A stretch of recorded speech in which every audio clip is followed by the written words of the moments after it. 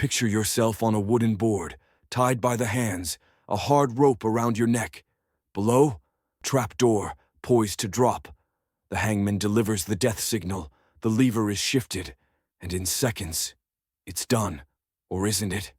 This is the long drop, a method of execution designed not just to kill, but to end life immediately.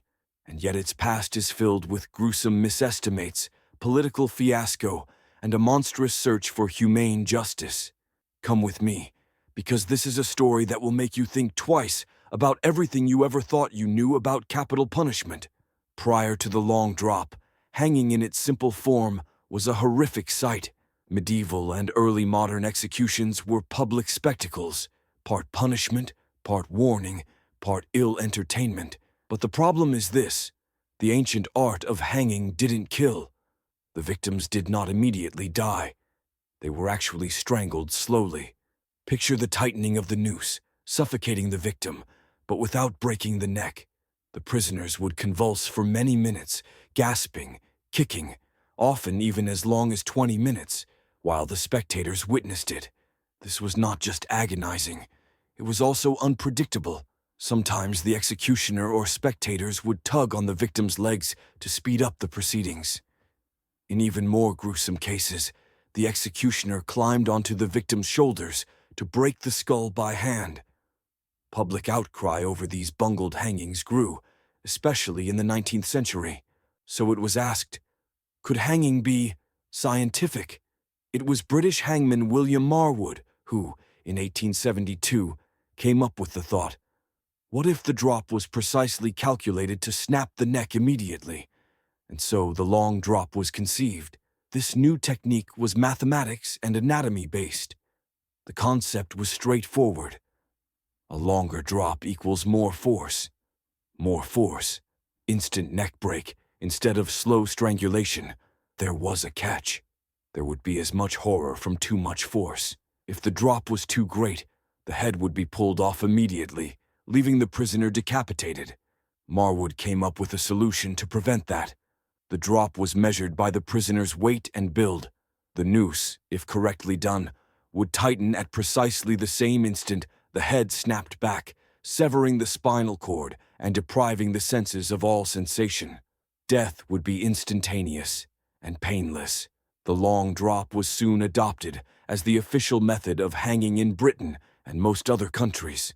It was seen as the perfect compromise, punishment without the horror of slow death. Did it always meet expectation, however? Not really. Despite its scientific origins, the long drop had horrific failures. One of the worst instances, Nazi war criminals were hanged in 1946. After World War II, the highest-ranking Nazi leaders, such as Joachim von Ribbentrop and Wilhelm Keitel, were condemned to death by hanging at Nuremberg. But something went horribly awry. Rather than rapid, effective killings, some of the condemned men took over 20 minutes to expire. The mathematics had undercorrected the drop, producing slow strangulation rather than immediate neck breaks. And then there was the other problem, decapitation. In 1931, Arizona woman Eva Dugan was found guilty of murder and used the long drop. But instead of killing her, her head was cut off entirely from her body, to the disbelief of the onlookers. The crowd screamed. Some women passed out. It was so repulsive that Arizona abolished hanging altogether and resorted to the gas chamber. These botched executions revealed a horrific truth. Despite science, there was no perfect method of killing. By the mid-20th century, hanging was vying. Long drop remained in widespread use. But as campaigns about human rights became a trendy fact, the world began to be amazed by the practice of capital punishment. Britain ended the hangman's tradition in 1965 amid a series of execution blunders. France proceeded to the guillotine to end capital punishment later. America stepped into the electric chair, then the gas chamber, before it reached the lethal injection. Hanging is almost a relic of the past today. It is practiced only by a few countries, like Iran, Japan, and Singapore, typically with better techniques of the old long drop method. Even then, though, the same ethical question persists. Is there such a thing as humane capital punishment? Or does the quest for clean methods of capital punishment conceal the brutality of capital punishment? The long drop was designed to be a scientific answer to an ancient dilemma, but it only raised more questions in the end. It reminds us that regardless of how we clean it, tally it, and cover it up, execution is always a violent act. And while the gallows are eliminated, the debate regarding justice, punishment, and morality continues. What do you think?